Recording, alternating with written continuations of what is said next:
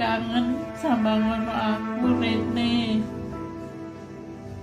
Oleh sang anak, orang tua yang sudah renta mengganggu dia. Karena dia mungkin sudah sibuk di kantor, sudah sibuk dengan bisnisnya, sudah sibuk dengan jabatannya yang penting. Sehingga daripada merepotkan, lebih baik orang tua ini taruh saja di panti. Orang tua saya tidak pernah kedua-duanya sekolah sehari pun.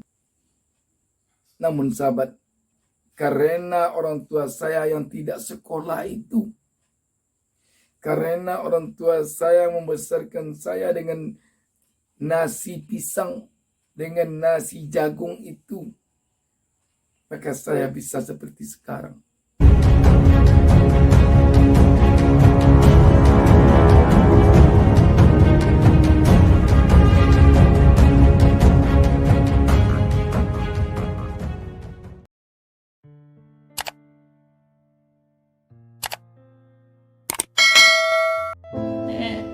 Kangen sama ngono aku Rene.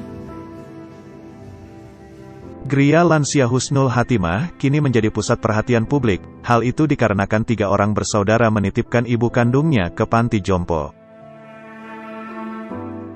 Tak hanya itu, 3 bersaudara itu pun mengaku tak sanggup merawat ibunya dan memilih menitipkan ke panti jompo hingga akhir hayat, dan menyerahkan hingga ke pemakaman.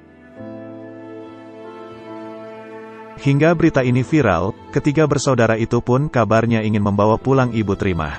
Malam ini Gria Lansia kedatangan tamu dari Kementerian Sosial Pusat, datang ke Gria Lansia.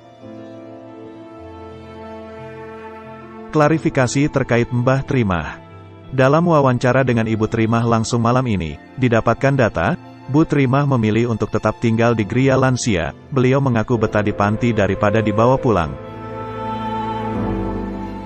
Bu Trimah juga mengatakan jikalau anak-anaknya kangen anak-anaknya bisa menjenguk di Gria Lansia Husnul Khotimah. Anakku, aku wis kerasa nang kene oke kancane, belajar ngaji. Nek kangen sama ngono aku Rene. Kami membuka lebar pintu silaturahim kepada anak-anak beliau, kapan saja boleh berkunjung atau video call melalui telepon seluler admin. Sore ini kami juga kedatangan tamu dari Dinas Sosial Kabupaten Malang, terkait permasalahan Mbah Trimah. Anakku, aku wis kerasa nang kene oke kancane, belajar ngaji. Nek kangen sama ngono aku Rene. Assalamualaikum warahmatullahi wabarakatuh. Alhamdulillah, saya bersyukur kepada Allah Subhanahu wa Ta'ala, Tuhan Yang Maha Esa. Kita dapat jumpa kembali di channel YouTube Ustaz Minar Dain. Saya mendoakan kepada Allah Subhanahu wa Ta'ala, Tuhan Yang Maha Esa, semoga kita selalu dilindunginya dan semoga kita selalu diberinya petunjuk ke jalan yang benar. Cukup terkejut kita ketika menonton televisi yang menayangkan kisah tentang Ibu Trimah usia 65 tahun yang diletakkan di panti jompo Gria Lansia Husnul Khotimah di Malang oleh 3 orang anaknya. Yang membuat kita terkejut tentu ketika Ibu Trimah sedih. Dalam kesempatan ini saya tidak ingin bicara tentang bagaimana hubungan ketiga anaknya dengan Ibu Trimah. Saya tidak akan bicara itu, tetapi saya ingin mengatakan di sini bahwa sesungguhnya kasih sayang orang tua kepada anaknya tidak akan dapat ada bandingannya, ada perumpamaannya di atas bumi ini. Kedua orang tua kalau telah punya anak, apapun yang dilakukannya tak lain adalah untuk anak. Makanya dikatakan bahwa anak itu adalah sibiran tulang bagi kedua orang tua. Sibiran tulangnya ini, sibiran tulang kita ini oleh kedua orang tua kita. Dan makanya ada juga pepatah mengatakan, sayang orang tua sepanjang jalan, sayang anak sepanjang penggalan. Artinya kasih sayang kedua orang tua kepada anaknya tidak akan pernah putus, bagaikan jalan yang tidak ada putus-putusnya. Tetapi kebanyakan sayang anak kepada kedua orang tuanya hanya sepanjang penggalan. Penggalan itu ada sepotong kayu yang dibuat untuk mengambil mangga misalnya, semuanya itu. Orang tua ketika makan yang enak-enak, teringat anaknya. Orang tua ketika beruntung, teringat anaknya. Orang tua ketika susah, teringat anaknya. Anak kadangkala hanya ketika susah ingat orang tua. Namun ketika senang, ketika beruntung, ketika berada dalam sebuah pesta yang berlampu gemerlap, ada kalanya lupa kepada orang tua. Karena kita telah berada di zaman modern, kadangkala oleh sang anak, orang tua yang sudah renta, yang kadangkala banyak nyinyir, yang ada kalanya perlakuannya kembali seperti anak kecil, menjadi hal yang terasa oleh anak menghambat dia, mengganggu dia. Karena dia mungkin sudah sibuk di kantor, sudah sibuk dengan bisnisnya, sudah sibuk dengan jabatannya yang penting, sehingga daripada merepotkan, lebih baik orang tua ini taruh saja di panti. Kan ada yang mengurus. Tidak salah menaruh orang tua di panti jompo, itu tidak ada salahnya. Memang panti jompo itu gunanya untuk itu. Akan tetapi sadarilah bahwa kasih sayang kedua orang tua kita yang demikian dalam kepada kita, perjuangan dengan tetesan air mata, keringat, dan malah berbagai suka dan duka kedua orang tua di dalam membesarkan anak, di dalam mendidik anak, di dalam memberi makan anak, di dalam mengasuh anak dari dalam kandungan sampai besar. Kurang elok agaknya kalau dibalas dengan meletakkan kedua orang tua di panti jompo dengan alasan apapun. Meskipun seperti saya katakan tadi, menempatkan orang tua di panti jompo oleh seorang anak atau oleh anak-anaknya, itu tidak ada salahnya. Normal itu. Itulah gunanya panti jompo. Untuk menempatkan orang yang sudah lansia di sana.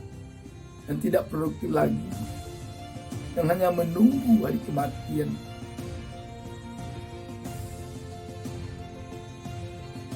Tapi tegakkah kita melakukan itu sebagai anak kepada orang tua? Tidakkah kita ingat 9 bulan dalam kandungan orang tua? Tidakkah kita ingat bagaimana orang tua kita membesarkan kita ketika kita masih kecil, ketika dia sedang tidur, kita merengek menangis minta susu, dan ketika popok kita basah, orang tua kita bangun. Aduhai, sulit membayangkannya. Apalagi kalau kedua orang tua miskin, kurang beruntung di dalam membesarkan kita. Dia besarkan kita dengan tetesan air mata. Dan setelah kita besar, setelah kita berhasil, kita tempatkan orang tua kita di panti jompo. Sahabat BN, saya terus terang mengatakan, Saya yang lahir dari kedua orang tua yang miskin. Saya dibesarkan oleh kedua orang tua saya dengan nasi yang terdiri dari jagung dan pisang. Tahukah sahabat, pisang itu dicencang, pisang muda setelah direbus, pisang batu namanya di kampung saya, dicencang-cencang, itu yang dijadikan nasi. Jagung direbus, itu yang dijadikan pengganti nasi. Kenapa? Memang karena tidak ada nasi. Begitulah orang tua saya membesarkan saya. Orang tua saya tidak pernah kedua-duanya sekolah sehari pun.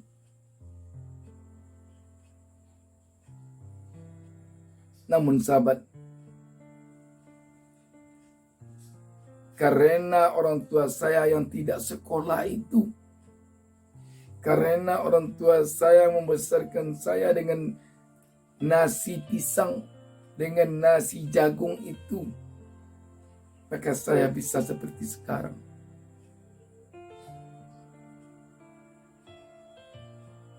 Dia tidak sekolah, saya sampai berpendidikan tinggi sampai S2. Dia hidup dari hutan ke hutan, dari sungai ke sungai, mencarikan makan saya, menyekolahkan saya. Saya bisa hidup di kantor, mencari makan, membesarkan anak-anak saya. Karena pahitnya kehidupan kami dalam keluarga saya, waktu saya di dalam pendidikan, waktu saya kecil, waktu orang tua saya membesarkan saya, sampai ibu saya mengatakan kepada saya panggil amak kepada orang tua saya, pergi amak, asalkan tamat kamu kuliah nanti. Kalau kamu begitu tamat, saya meninggal, tidak apa-apa. Itu berkali-kali beliau sampaikan. Namun apa yang ternyata sahabat BN, saya diwisuda tahun 1990 di ibu kota provinsi di tempat saya kuliah pada hari Sabtu. Ibu saya dari kampung datang ke kos saya di ibu kota provinsi tempat saya kuliah hari Jumat. Hari Sabtu beliau berdua hadir dalam wisuda saya. Hari Minggu beliau pulang ke kampung berdua dengan mobil umum. Mana ada kami punya mobil, jangankan mobil motor pun tidak kenal. Di dalam perjalanan pulang, belum sampai ke kampung, ibu saya meninggal. Sampai sekarang teringat oleh saya. Memang Allah mengabulkan janji beliau, keinginan beliau. Asalkan anaknya tamat kuliah. Begitu tamat anaknya kuliah, dia rela untuk meninggal dunia. Siapa kita yang bisa begitu? Apakah bisa kita kepada orang tua kita begitu? Seorang anak sulit saya kira. Tidak terlintas di kepala emak saya itu sedikit pun untuk berharap agar nanti saya membalas budi, membalas kesusahannya, mencarikan makan saya, menyekolahkan saya. Sama sekali tidak. Itulah kasih sayang orang tua. Saya lahir di hutan belantara sama orang tua saya keduanya yang tidak pernah sekolah. Di sebuah ladang, yang di hutan itu hanya kami saja yang punya ladang. Harimau mengaum siang dan malam. Saya masih ingat, kalau hari sudah sekitar pukul 4 sore, saya sudah ambil kain sarung, saya tidur di sebuah pojok rumah. Saya berusaha untuk tidur, memejamkan mata supaya tak terdengar suara harimau. Sebab harimau mulai pukul 5 itu sudah mengaum-ngaum dan saya sangat takut dengan harimau. Itulah kehidupan saya. Orang tua perempuan saya sudah saya katakan begitu. Orang tua laki-laki saya begitu saya bekerja di kantor gubernur sebagai cita-cita yang diidamkan oleh kedua orang tua saya dulu. Beliau meninggal. Jadi sahabat BN, kalau Anda masih ada orang tua, saya sangat berharap sayangilah mereka. Sayangilah mereka. Kalau tidak, nanti setelah dia meninggal, Anda akan menyesal. Anda tidak akan mendapatkan kasih sayang di muka bumi ini seperti kasih sayang kedua orang tua kepada kalian, kepada Anda. Tidak akan dapat. Sungguh pantas Rasulullah mengatakan bahwa ridha kedua orang tua adalah di atas ridha Allah Subhanahu wa taala. Murka kedua orang tua adalah di atas murkanya Allah. Artinya apa? Allah baru ridha kepada kita kalau orang tua kita ridha kepada kita. Allah akan murka kepada kita kalau kedua orang tua kita murka kepada kita. Di zaman modern sekarang, sahabat BN yang berbahagia, banyak sekali kita mendengar hal-hal yang kurang dapat diterima akal. Tindakan anak kepada orang tuanya. Ada orang anak yang membawa orang tuanya ke pengadilan untuk berperkara. Ada anak yang melaporkan orang tuanya ke kantor polisi. Inilah video viral seorang anak yang tega melaporkan ibu kandungnya ke polisi. Kasih ibu sepanjang masa, kasih anak sepanjang kala. Sepertinya peribahasa ini pantas disematkan oleh Mahsun, warga desa Ranggekate, Lombok Tengah, yang tega melaporkan ibu kandungnya sendiri ke polisi. Mahsun melaporkan ibu kandungnya yang berusia 60 tahun karena masalah motor. Sahabat BN, mari kita pejamkan mata sejenak. Mari kita ingat kedua orang tua kita. Kalau orang tua kita yang masih hidup, kalau dia jauh dari kita, mungkin kita sekarang sedang kuliah di kota, sedang sekolah di kota, sedang merantau ke kota, orang tua kita tinggal di kampung. Coba kita pejamkan mata kita. Kita bayangkan kedua orang tua kita sekarang ini. Sedang mengapa dia? Kalau orang tua kita yang sudah meninggal, coba kita pejamkan mata kita.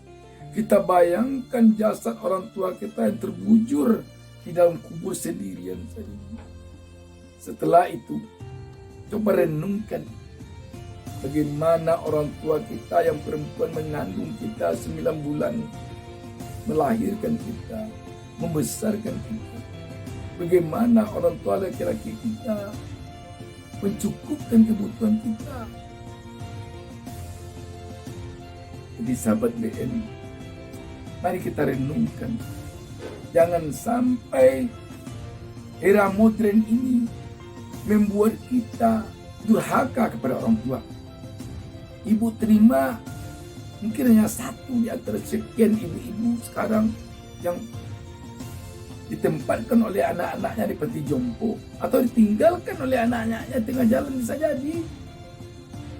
Kalau diberikannya ke panti jompo, nanti bisa ribut pula keluar di media sosial. Lebih baik buangnya tengah jalan. Nanti kalau meninggal dia, kita pura-pura sedih. Bisa jadi. Ini bisa jadi. Karena memang rasa sayang kepada orang tua itu sudah tidak ada. Karena melihat orang tua banyak perangainya, banyak sifat-sifatnya, banyak kelakuan tidak sesuai dengan kita. Tapi ingat, kita tidak akan muda selamanya, pasti akan tua, kecuali kalau meninggal ketika muda. Jadi kalau tidak, kita akan pasti menjadi orang tua.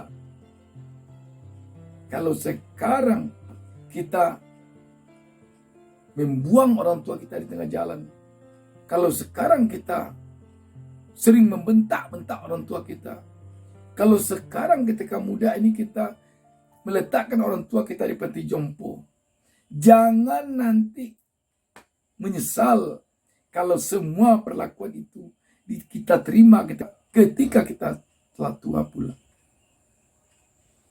Tidak ada kasih sayang di dunia ini yang bisa menandingi kasih sayang kedua orang tua. Tidak ada. Yakinlah. Carilah oleh Anda kemanapun di dunia ini. Tidak ada. Hanya yang bisa melebihi kasih sayang orang tua, satu, kasih sayang Allah Subhanahu wa taala kepada kita. Itu saja. Demikian. Saya tutup pertemuan kita ini dengan mengatakan, dua buah pelabuhan tenang, tempat kita menambatkan perahu untuk berlindung dari keresahan hidup, adalah ayah dan bunda. Wassalamualaikum warahmatullahi wabarakatuh. Jangan lupa subscribe. Jangan lupa subscribe. Jangan lupa subscribe.